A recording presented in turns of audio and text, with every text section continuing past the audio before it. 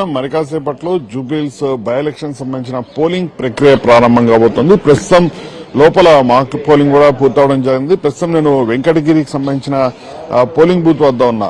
ఇక్కడ ఇప్పటికే mock polling అనేది పూర్తి కావడం జరిగింది. దాదాపుగా 139 కేంద్రాల్లోని 407 పోలింగ్ స్టేషన్లు ఏర్పాటు చేయడం జరిగింది. వీటికి సంబంధించి మొదటగా కూడా మాక్ పోలింగ్ అనేది జరుగుతుంది. మాక్ పోలింగ్ పూర్తయిన తర్వాత ఎవరైతే ఏజెంట్లు ఉంటారో వాళ్ళు ధృవీకరించుకున్న తర్వాత అంతా బాగుంది అని ధృవీకరించుకున్న తర్వాత అప్పుడు 7 గంటలకు పోలింగ్ ప్రక్రియ అయితే ప్రారంభమవుతుంది. 7 గంటల నుంచి కూడా సాయంత్రం 6 వరకు కూడా పూర్తి స్థాయిలో పోలింగ్ ప్రక్రియ అయితే ప్రారంభమవుతుంది.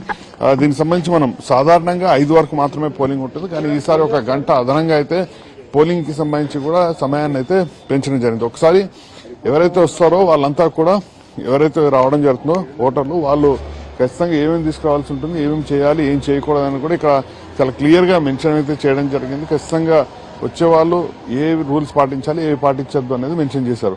అలాగే ఒకసారి మొత్తం 58 మంది అభ్యర్థులు ఒక నోటా కలిపి మొత్తం 59 మంది అభ్యర్థులకు సంబంధించి సో అక్కడ లోపలికి వెళ్లిన తర్వాత ఈవీఎం మిషన్స్ ఏవైతే ఉంటాయో అవన్నీ కూడా ఇదే తరహాలో ఏర్పాటు చేయడం జరుగుతుంది. అభ్యర్థులకు సంబంధించిన జాబితా ఏదైతే ఉంటుందో ఇదే తరహా మొదటిది వచ్చేసరికి బీజేపీకి సంబంధించిన లంకల దీపక్ రెడ్డిది, అలాగే రెండోది నవీన్ యాదవ్, మూడవది మాగంటి సునీత గోపినాథ్, ఇలా మొత్తం అన్ని కూడా ఇక్కడ మెన్షన్ చేయడం జరిగింది. లాస్ట్ కి 159 ఆప్షన్ గా నోటానైతే ఏర్పాటు చేయడం జరిగింది. మరోవైపు ఇటు ఎన్నికల ప్రధానాధికారి కర్ణన్, జిహెచ్ఎంసీ కమిషనర్, అలాగే జిల్లా ఎన్నికల అధికారి అయిన కర్ణన్ ఇప్పటికే ఈ కేంద్రానికి రావడం జరిగింది. పూర్తి స్థాయిలో ఏర్పాట్లు ఏ విధంగా ఉన్నాయి ఏంటనేది తనిఖీ కూడా చేయడం జరిగింది. వాస్తవానికి ఇక్కడ మొత్తం పోలింగ్ కేంద్రాలు అన్నిటి దగ్గర కూడా సెక్షన్ 144 అమలు అవుతుంది. అలాగే 100 మీటర్ల పరిధిలో ఏ ఒక్కరు కూడా రావద్దు అనేది నిబంధన కూడా ఉంది. కాబట్టి దీనికి సంబంధించి పోలీస్ అధికారులు మొత్తం కూడా భద్రత మొత్తాన్ని కూడా ఏర్పాటు చేయడం జరుగుతుంది. మొత్తం 3 అంచెల భద్రతను కూడా ఏర్పాటు అయితే చేయడం జరుగుతుంది. 3 అంచెల భద్రతలో భాగంగా ఇక్కడ వరకు కూడా అంటే అక్కడ ఏదైతే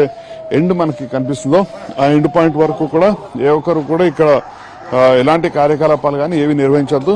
సో ఇక్కడ 3 అంచెల భద్రత మనకు అనేది కనిపిస్తుంది. అక్కడ స్టార్టింగ్ పాయింట్ అది మొదటి అంచె భద్రత, అక్కడ మన పోలీసులు స్టేట్ పోలీసులు ఉంటారు.